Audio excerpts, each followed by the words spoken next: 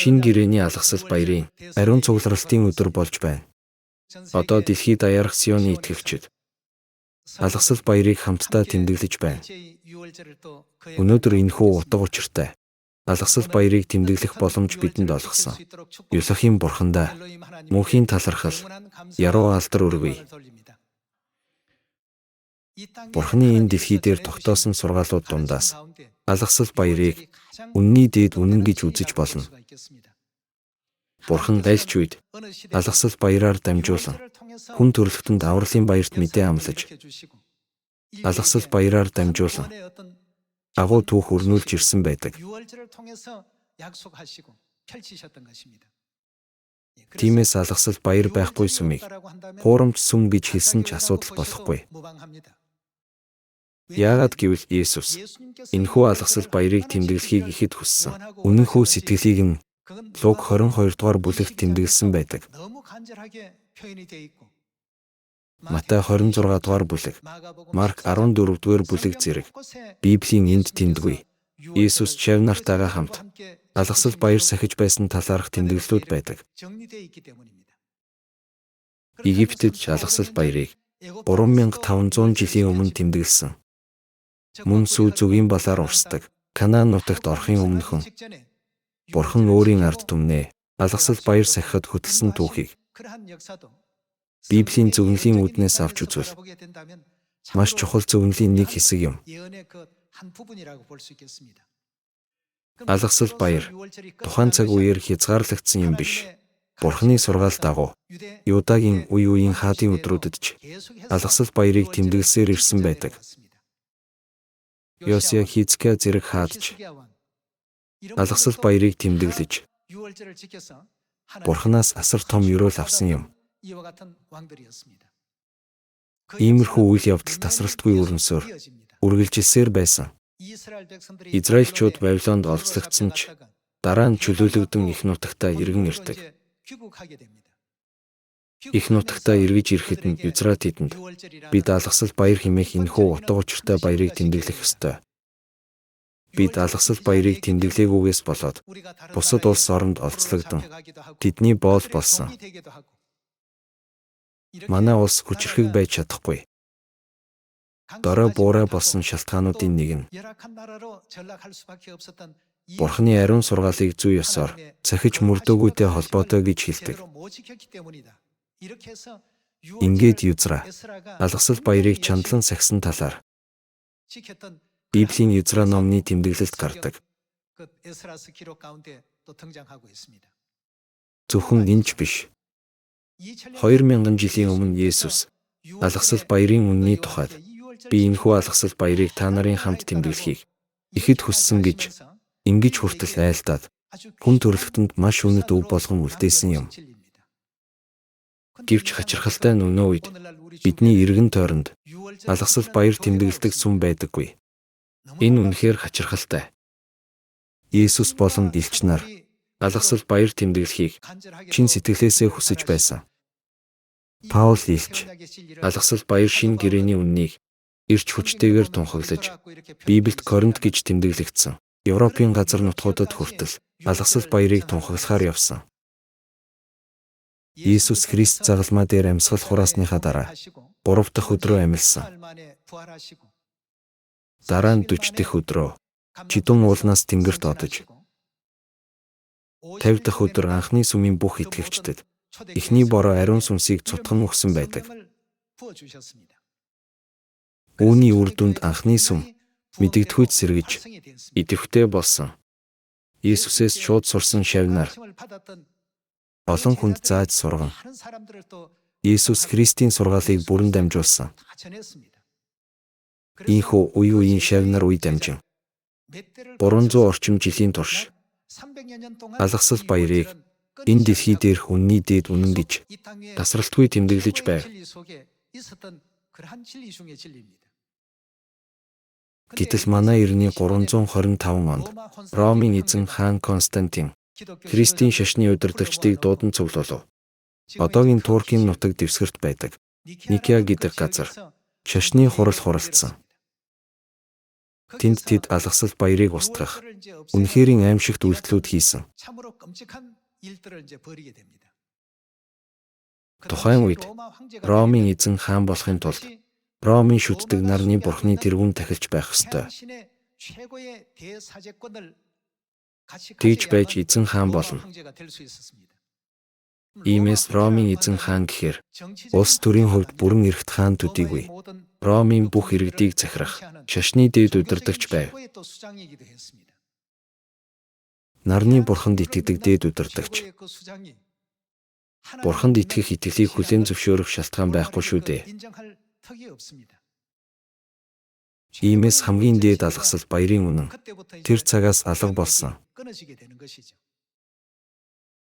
Алгасал баярыг Мосегийн үеэс Есүсийн үеиг хүртэл тэмдэглэж ирсэн. Есүсийн шавь нарын үеиг хүртэл алгасал баяр устж алга болоогүй байсан. Энэ нь Христийн шашны түүхээр нотлогдсон зүйл. Гэвч Ромын эзэн хаан өөрөөр хэлбэл нарны бурхан шүтдэг тэргүүн тахилч ертөнцийн эрх мэдлээ ашиглан алгасал баярын үннийг устгасан. Эзэн хааны зарилгийг дагаж мөрдөөгүй хүмүүс цаазлуулж байсан тул Христчүүд яах ч аргагүй дайжин хэрэн хэсүүжилж явхаас өөр сонголтгүй болсон юм. Ийхүү алгасал баяр дарангуйлалтай тулгарсан. Өнгөц харуул тэрээр Христийн шашныг ихэд дэмжиж байгаа мэт боловч үнэн хэрэгтээ манай эртний 321 онд амралтын өдрийг устгаж ням гарагийн мөрөглийг оруулж ирсэн. Нарны бурханд 7 хоног бүр мөрөгдөг өдөр нь ням гараг байв. Тэгвэл тэрнээс өмнө Христийн шашинд ямар өдөр мөргөл сахиж байсан бэ? Яг манай бурханы сүм шиг бямб гарагт мөргөл тэмдэглэдэг байсан. Ойрогт орнод дахь еврейчүүдийг харахад л тэд бямб гарагт мөргөл сахидаг байсныг амархан ойлгож болно. Тийм үү? Үүнээс өмнө бол ням гарагийн мөргөл гэж байгаагүй. Гэсэн хэдий ч манай эртний 321 онд Ромын эзэн хаан ням гарагийг сүмд нэвтрүүлсэн. Мөн манай эртний 325 онд алгасал баяр гэж нэрлэгддэг үнний тогтолцоо устсан. Тэгвэл алгасал баяр яагаад чухал вэ? Алгасал баяр байхгүй бол бид бурхныг эцэг их гэж дуудах зам бүрэн хаагдах болно. Алгасал баярын үннээр дамжуулан Бурхан бидэнд хүний хүүгийн махыг идэж, цусыг уух боломжтойг амлаж, Бурханы мах цусыг өвлөн авч, хүүхэд нь болох эрхийг бидэнд олгосон. Өнөөдрийн энэ алгасал баяр бол Тэнгэрийн гэр бүл болсон бидэнд маш чухал өдөр. Алгасал баярын ач холбогдлын талаар эрдэмтдийн санал бодолд үндэслэн авч үзэх биш. Харин Бурханы хүслийг агуулсан Библиэр дамжуулан дахин нэг эргцүүлэн бодъё. Бид алгасал баярыг үеийн төгсгөл хүртэл тэмдэглэж, Бурханы хүслийг бүх үндэстэнд үнэн зөвөөр хүргэх ёстой. Матай 26 дугаар бүлгийн 17 дугаар ишлэл дэх Бурханы үгийг харцгаая.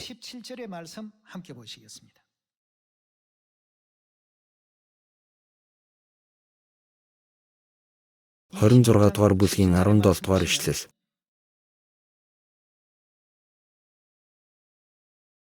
Эсгээгүй талхны баярын эхний өдөр шавь нар Есүс дээр ирж танд зориулсан алгасал баярын зоогийг хаана бэлдүүлэхийг та хүсэж байна гэж асуухад шавь нар нь Есүсээс ингэж асуусан. 18 дугаар ишлэл. Тэр хотод нэгэн хүн дээр очив. Түүнд багш, миний цаг ойртож байна. Би танад шавь нартайгаа алгасал баярыг тэмдэглэн гэсэн хэмээн дуулга гэв. Шавь нар Есүсийн зааварснаар үлдэж алгасал баярын зоогийг бэлдэв. Есүс шавь нартаа өгсөн хариулт энэ. Есүс ч мөн алгасал баяр тэмдэглэсэн. Учир нь алгасал баяр Бурханы маш чухал гэрээг агуулдаг.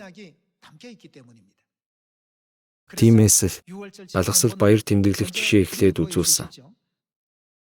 Баптизм хүртэж алгасал баярыг анх удаа тэмдэглэж байгаа хүмүүс бусад сүмд алгасал баяр байдаггүй.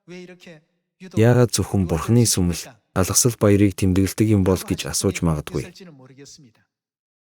Бид Бурхны хүслийг дагдаг итгэлтэй байхыг хүсдэг. Бурхан биднийг Тэнгэрийн хаанчлал руу хөтлөхийн төлөө өгсөн сургаалаас нь татгалзвал бидний итгэл ямар утга учир байх вэ? Бурхан үүнийг сах хэмээсэн. Гэтэл хүмүүс сахидаггүй гээд бид тэднийг дагах ёстой юу? Бид итгэдэг Бурханыхаа сургаалыг л дагах ёстой юм. Алгасал баярт бэлдэж тэмдэглэсэн дүр зургийг харцгаая. 26 дугаар ишлэл. 26 дугаар ишлэлийг харцгаая. Тэднийг зооглох зуур Иесус талх аваад ерөөсний дараа хуваан шав нартаа өгөөд "Мэйд, энэ миний бие" гэлээ. Иесус алгасал баярын талхыг хувааж өгөөд алгасал баярын талх бол өөрийнх нь ариун бие гэдгийг бидэнд зааж өгсөн.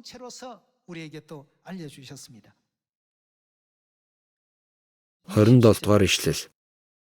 Тэгээд тэр аяг авч талархал өргөөд тэдэнд өгөнгөө "Үүнээс та нар бүгдээрээ ууцгаа.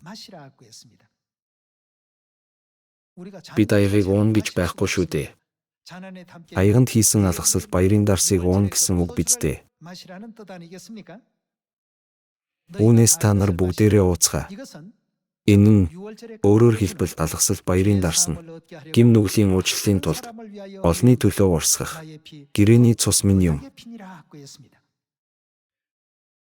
Иесус алгасал баярын тухайд ийм чухал утга учиртайг захиж үлдээсэн. Алгасал баярын талх хуваан өгч "Энэ бол миний бие. Өөрөөр хэлбэл миний мах" хэмээгээд алгасал баярын дарсанд нүглийн уучлалын утга учирыг шингээсэн. Маргааш нь загалмайд цовдлогдно гэдгээ мэдэж байсан болохоор сүүлчийн алгасал баярыг шав нартайгаа хамт тэмдэглэхийг маш их хүссэн. Ийм л алгасал баяр өнөөгийн Христийн шашинд байхгүй байгаа нь дэндүү хачирхалтай хэрэг. Иесуст итгэдэг Христийн шашин гэгдэж л байгаа бол алгасал баяр байхгүй байж явж болохгүй. Египтээс гарсан үеийн алгасал баяраас эхлээд бүгд Библиэд бичигдсэн байгаа. Матай 26 дугаар бүлэгт Иесус "Энэ талх бол энгийн талх биш. Энэ бол хүн төрлөختнийг аврахын тулд загалмай дээр золиослогдсон миний мах, миний бие, үүнийг та нарт өгч байна" гэд дарс өгөнгөө "Энэ бол загалмай дээр урсгасан миний цус" гэж хэлсэн. Хүн төрлөختөнд өөрийн мах цусыг өгснөөр нүглийн уучлал авах боломж олгодог. Үүнд дан ганц нүглийн уучлалын утга агуулгдсан юм биш. Эцэг эхийнхээ мах цусыг өвлөн авсан хүнийг бид үр хүүхэд нь гэдэг байхаа. Тийм ч учраас алгасал баярын ёслолд оролцсон хүмүүс Бурхныг эцэг гэж дууддаг. Сүмд очихоор яагаад Бурхныг эцэг гэж дууддаг юм бол гэж та бүхэн бодож байгаагүй юу? Надаас өмнө ирсэн итгэлтэй хүмүүс бүгд л эцэг гэж дуудаж байгаа болохоор эцэг гэж дуудах ёстой юм байлгүй гэж л бодсноо. Бид бол Бурхны мах цусыг өвлөн авсан хүмүүс. Юугаар дамжуулж авлаа? Алгасал баяраар. Тийм ч учраас Иесус алгасал баяр тэмдэглэхийг ихэд хүсэж маш чухал гэж үздэг байв. Луг 22 дугаар бүлгийн 7 дугаар ишлэлийг харъя.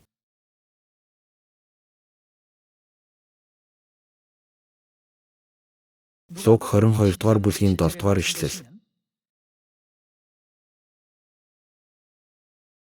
Алгаслын хургийг нятлах эсгээгүй талхны баярын эхний өдөр болов. Иесус Петр Иохан нарыг илгээн "Явж бидний зооглох алгасал баярын зоогийг бэлт" гэв. Иесус тэрүүн шав болох Петр Иохан нарыг илгээн алгасал баярт бэлтгэж биечлэн заавар өгсөн. Тиймээс алгасал баярыг Христийн шашинд туйлын чухал, үнний гол цөм гэж үзэж болно. Хүн үүнийг устгасан гэд бид зүгээр л дагах ёсгүй. Бид Христэд, Иесуст итгэдэг учраас Иесусийн бидэнд тушаасан ёсоор алгасал баярыг өнөөдрийг хүртэл нандинан сахиж ирсэн. 7-р ишлэлийг дахиад уншийе. Алгаслын хургийг нятлах эсгээгүй талхны баярын эхний өдөр болов. Есүс Питер Иохан нарыг илгээн явж бидний зооглох алгасал баярын зоогийг бэлтгэв. Тэд түүнд биднэр хаана бэлдүүлэхийг та хүсэж байна вэ гэхэд тэр тэдэнд харагтун та нарыг хот руу ороход ваартай ус авч яваа хүн таарлтна.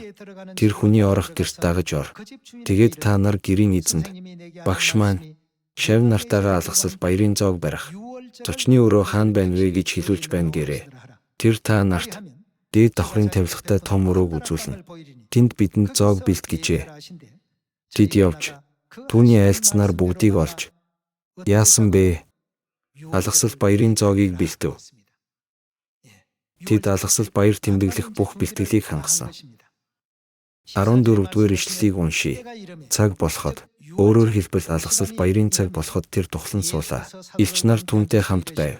Иесус тэдэнд би зовхосоо өмнө энэхүү алгасал баярын зоогийг та нарын хамт барихсан гэж яасан гэж байна. Ихэд хүссэн билээ. Иесус ихэд хүссэн гэж хэлсэн. Ихэд гэхээр юуг илтгэж байна вэ? Ямар нэг хүч нэмэгдүүлэх утга илтгэн. Тэгвэл хэн ихэд хүсэж байна вэ? Бүх Христийн шашинтнуудын хүндэтгэн үйлчилж дагдаг Иесус Христ. Иесус Христийн тэгтлээ тэмдэглэхийг хүссэн. Ямар баяр байсан бэ? Алгасал баяр байсан.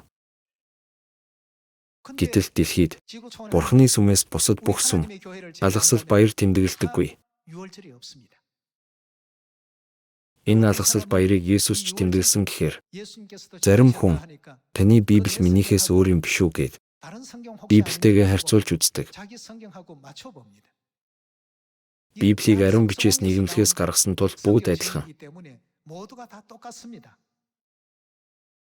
Бүх Библиэд энэ агуулга яг адилхан тэмдэглэгдсэн байдаг. Гэтэл яагаад бид тэмдэглэдэг? Харин тэд тэмдэглэдэггүй вэ? Энэ их сонирн байгаа биз? Энэ бүхнээс харахад Иесусийн сургаалаас ангид байгаа хүмүүсийг тэр сүзэлтнүүд гэж хэлж болно.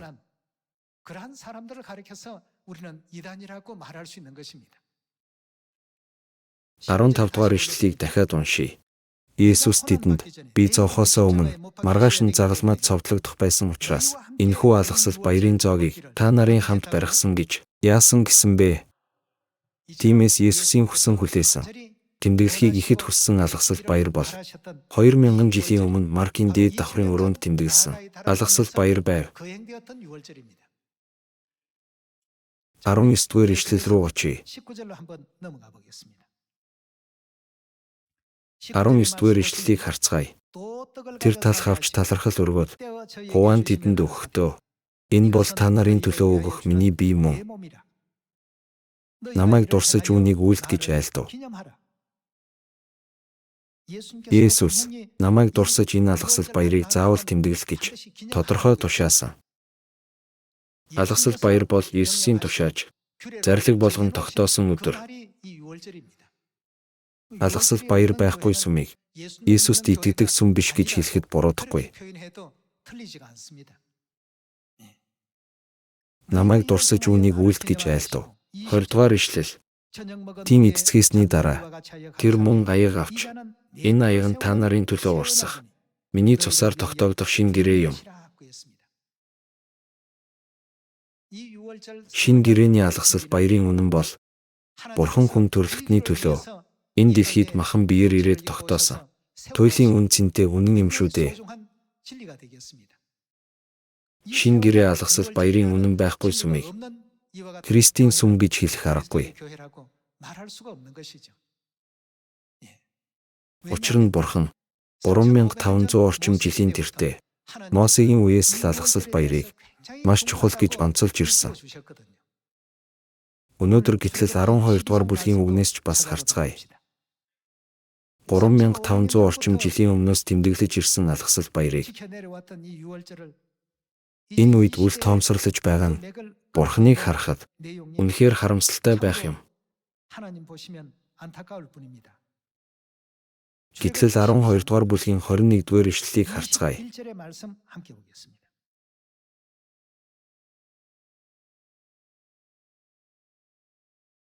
12 дугаар бүлгийн 21 дугаар ишлэл.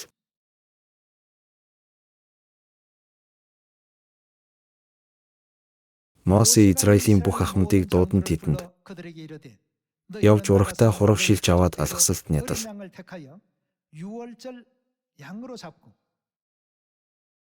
Алгасал баярыг анх удаа тэмдэглэж буй үйл явдал. 25 дугаар ишлэл рүү очие. Эзэн айлдсан ёсороо та нарт өгөх тэр газар руу орох үедээ та нар энэ ёслолыг тэмдэглэл. Хүүхдүүд чинь энэ ёслол ямар учиртай юм бэ гэж хэлэх үед 27 дугаар ишлэл. Та нар энэ нь эзний алгаслын тахил юм. Учир нь тэрээр Египтэд байгаа Израилийн хүүгүүдийн гэрийг алгасаж Египчүүдийг цохин харин бидний гэр орныг аварсан гэж хэлэх юмэсэнд ард түмэн доор бүхийн мөргөв. Одоогоос 3500 жилийн өмнө Мосе Израильчүүдийг Египтээс гаргасан тэр үеэс Бурхан алгасал баярыг заавал тэмдэглэх ёстой гэж дахин онцолсоор ирсэн. 43 дугаар ишлэлээс харъя. Эзэн Мосе Аарон нарт алгаслын зарлиг ийм байна. Ямар ч гадны хүн үүнээс идэж болохгүй. Харин мөнгөөр худалдаж авсан боол бүр хоцлуулсныхаа дараа үүнээс идэж болно. Бурхан алгасал баярын зарлигийг ингэж их чухалчлан онцлон тэмдэглэсэн байна. Энэ бол устдаж болох үнэн огт биш. Устдахын аргагүй үнэн. Гэтэл 13 дугаар бүлгийн 8 дугаар ишлэлийг харъя. Тэр өдөр чи хүүдээ намайг Египтээс гаргахад эзэн миний төлөө хийсэн үйлсээс болж ингэсэн юм гэж хэл. Үүнийг гартаа тэмдэг. Нүднийхээ хоорондох санамж болгож эзний хуулийг амандаа байлгах. Учир нь хүчит мутраараа эзэн чамайг Египтээс гаргасан билээ. Тиймээс жил бүр туулсан цагт нь энэ зарлигийг яа гэж байна. Алгасал баярыг жил бүр тэмдэглэхийг Бурхан тушаасан байна. Библи судалдаг гэж ярьдаг маш олон судлаач бий. Мөн Есүс Христэд итгэдэг гэдэг олон сүм байдагч. Тэд яагаад алгасал баяр тэмдэглэдэггүй юм бол? Энэ үнэхээр сонирн биш байна гэж юу? Египтээс гарах үед алгасал баяр тэмдэглэсэн юм биш. Сүү зүгийн балаар урссан Канаан нутагт ороход ч алгасал баярын үнэн үргэлжилсээр л байсан. Мосег нас барсны дараа түүнийг залгамжилсан Йошуа Израильчүүдийг хэрхэн удирдах байсныг Йошуа 5 дугаар бүлгийн 10 дугаар ишлэлээс харцгаая. Гитлэл номноос эхлээд илчлэл ном хүртэлх Библи бүхэлдээ алгасал баярын үннээр холбогддог. Йошуа 5 дугаар бүлэг.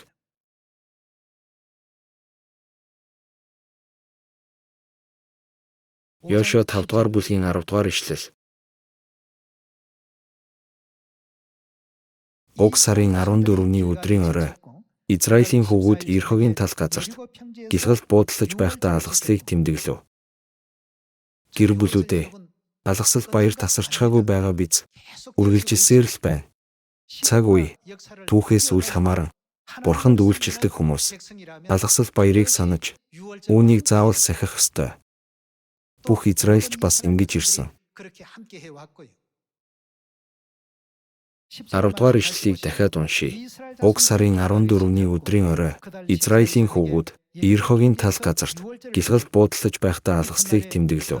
Алгаслын дараагийн өдөр чухам тэр өдрөө тэд газрын үр шим эсгээгүй талах болон хуурсан үр тариа идэв. Тэд газрын үр шимээс хүртсэний дараа өдөр нь манна дууссан бөгөөд Израилийн хүүгүүдэд дахин манна байсангүй. Харин тэр жилдээ тэд Канаан нутгийн ургацаас хүртэв.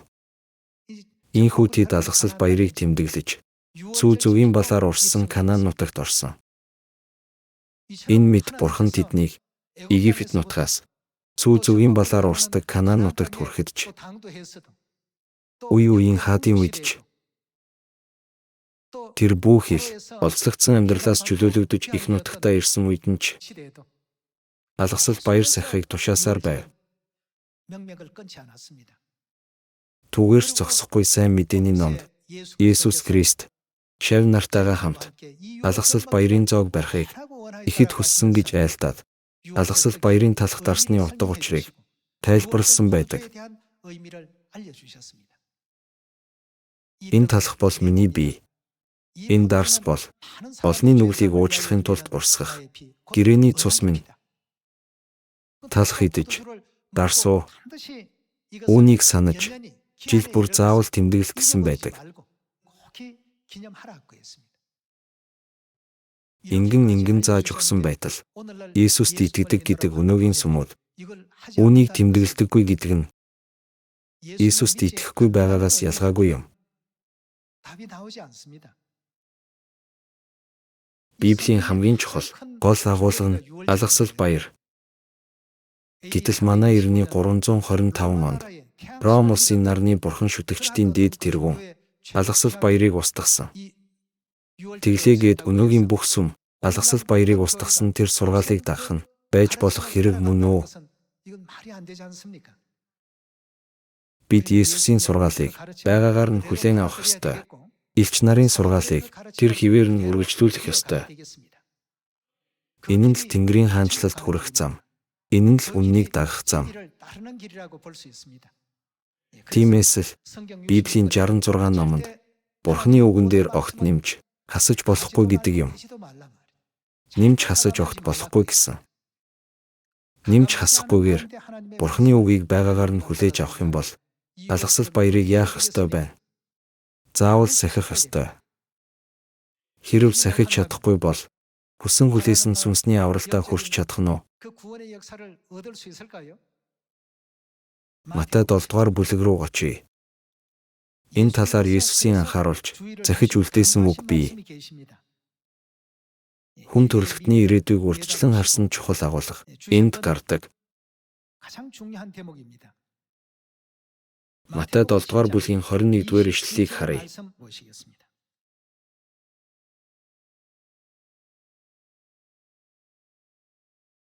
Хорин-нэгдүгээр ишлэл. Намайг эзэн минь гэсэн болгон Тэнгэрийн хаанчлалд орохгүй. Итгүүлэл Есүс гэж дуудвал Тэнгэрийн хаанчлалд хангалттай орох биш үү гэж хэлдэг хүмүүс бий. Гэсэн ч Есүст итгэж, сургаалыг нь зөв дагаж, хэрэгжүүлдэг хүмүүс л Тэнгэрийн хаанчлал явж чадна. Тийм биш үү? Намайг эзэн минь гэсэн болгон Тэнгэрийн хаанчлалд орохгүй. Харин Тэнгэрт байгаа эцгийн минь хүслийг үйлдэгч нь л яах вэ? Орно. Тэр өдөр надад олноороо. Эзэн минь, бид таны нэрээр иш үзүүлж, таны нэрээр чөтгөрүүдийг хөөж, таны нэрээр олон гайхамшигыг үйлдэж байсан босуу гэх болно. Тэгэхэд нь би тэдэнд би та нарыг танихгүй. Ёс бусыг үйлдэгч та нар надаас зайл гэж хэлнэ. Өөрөөр хэлбэл Бурханы тогтоол, зарлиг, хуулийг сахидаггүй хүмүүсээ надаас зайл гэсэн утгатай. Энэ бол хүн төрөлхтнийг аврахын тулд Бурханы тогтоосон зам шүү дээ. Хүмүүс бид 3 хэмжээстийн ертөнцид амьдардаг учраас 4 хэмжээст, 5 хэмжээст болох Бурханы ертөнцийг бүрэн ойлгож чадахгүй. Тийм учраас л Бурхан иш үзүүлэгчдийг илгээж хүн төрөлхтөнд өөрийн бүх сургаалыг зааж өгч тэр замыг нь даах хэмээсэн. Тэгсэн ч Бурханы хүсэл хүн төрөлхтөнд бүрэн хүрэхгүй байсан тул Бурхан өөрөө энэ дэлхийд ирээд хүмүүс бидэнд сургаалаа зааж байгаа. Тийм ч учраас 2000 жилийн өмнө энэ дэлхийд ирж алгасал баярыг тогтоогоод Бурханы сүмийг байгуулсан. Гэсэн хэдий ч шашны харанхуй үед алгасал баяр устж Бурханы бүх үнэн дэлхийгээс ул мөргүй алга болсон. Өнөөгийн Христийн шашинтнуудын сахиж байгаа ням гаргийн мөргөл, Христмас, загалмай зэрэг нь дундад 100-ны шашны харанхуй үед нарны Бурханы шашнаас орж ирсэн зүйл.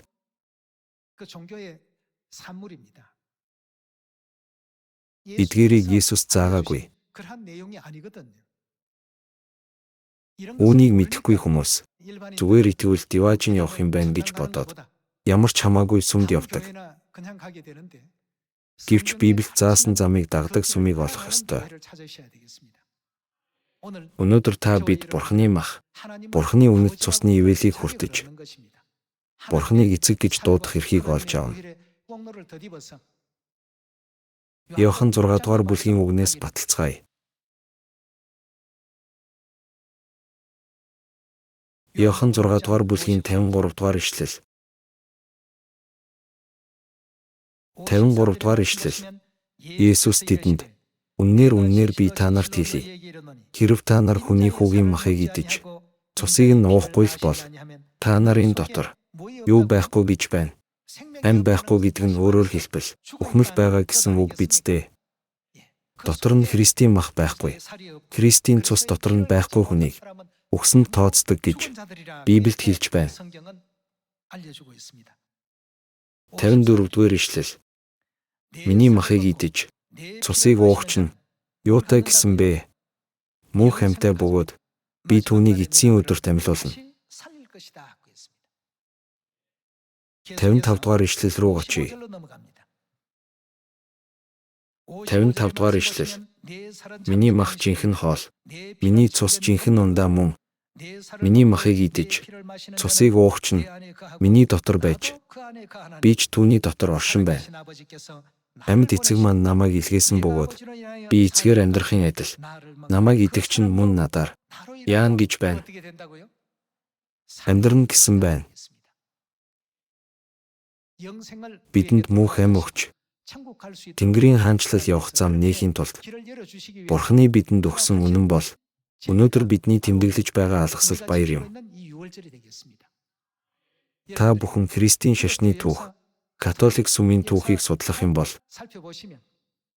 алгасал баярыг Бурхан буусгах гэж тушаасан уу? Эсвэл эзэн хааны эрх мэдлэр устгагдсан уу гэдгийг мэдэх болно. Энэ бүхэн теологийн сургуульд бүх нийтээр үзэж судалдаг. Түүхийн номд бүгд бий. Бүх зүйл ийм тодорхой байсаар байхад ч зарим нь биеүдийг хүртэл буруу замаар явж ирсэн юм байна. Гэхдээ одоо би яаж ганцаараа зөв замаар явах вэ гэдэг. Гэр бүлүүдээ хэдийгээр олон хүн Бурханд дэмий хоосон итгэсэн байлаач Бурхан энэ нь зөв зам гэж зааж өгвөл алгасал баярыг тэмдэглэхийн тулд бид яах ёстой вэ? Йосия хаан шиг Бурхан руу эргэх ёстой. Хизкия хаан шиг эргэх ёстой. Өмнө нь би энэ тухай мэдээгүй дээ. Тэгсэн байж болох ч харин одоо хуулийн ном, зөвнөлийн номноос харахад Бурхан алгасал баярыг тэмдэглэх гэж тушаасан байна. Ингээд хаанаасаа ахуулаад бүх ард түмэн алгасал баяр тэмдэглэсэн. Библийн түүхэнд өнгөрсөн үеийн ийм ивэлтэй сайхан сургаалууд байдаг. Нэгэнт үрд өөхөх тавилантай байсан хүн төрөлхтнийг цаашид үхэл, гашуудал, өвдөлт, уй гашуу гэж байхгүй. Зөвхөн баяр баясгалан, аз жаргал орших, мөнхийн Тэнгэрийн хаанчлалд ороосоо гэж Бурхан хүсдэг. Гэтэл тэр зам одоо дэндүү ихээр гажуудаад байгаа. Гажуудсан тэр замаар Тэнгэрийн хаанчлал явах аргагүй. Тиймээс Сионы хүүхдүүд та бүхнээс Бурханы хөдөлж буй, Библиэр газарчилж буй тэр замаар нь л дагаад яваад байхыг хүсье. Алгасал баяр, шинэ гэрээг сойрхсон, Елохим Бурхан, ансан хүн Христ болон шинэ Иерусалим Тэнгэр ихтэй, мөнхийн талархал, яруу алдар, магтаал өргөөд үгээр сургаалаа дуусгая. Баярлалаа.